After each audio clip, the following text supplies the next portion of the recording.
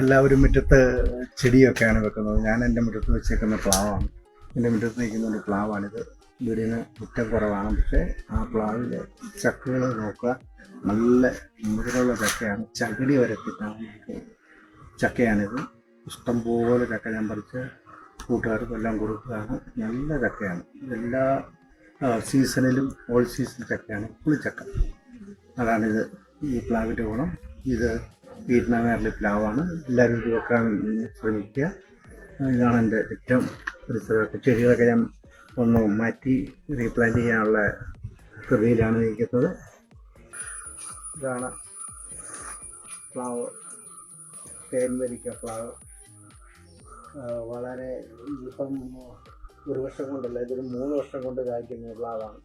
ഈ വർഷം ആദ്യമായിട്ട് കായ്ച്ചേക്കുന്നതാണ്. നമ്മളതിൻ്റെ ടേസ്റ്റൊന്നും നോക്കിയില്ല, പക്ഷേ ചക്കയെ കണ്ടിട്ട് വളരെ നല്ല ചക്കയാണെന്നുള്ളൊരു തോന്നൽ എനിക്കുണ്ട്. ഞാൻ എല്ലാ വീഡിയോയിലും പറയും, ഒരു വീടായാൽ ഒരു പ്ലാവ് വേണമെന്ന്.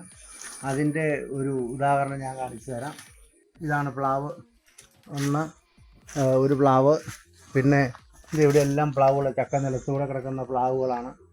വളരെ രസകരമായതാണ്. ഞാൻ പറയുന്നത് വളരെ കുളിർമയായ ഒരു ഏദൻ തോട്ടമാണ്.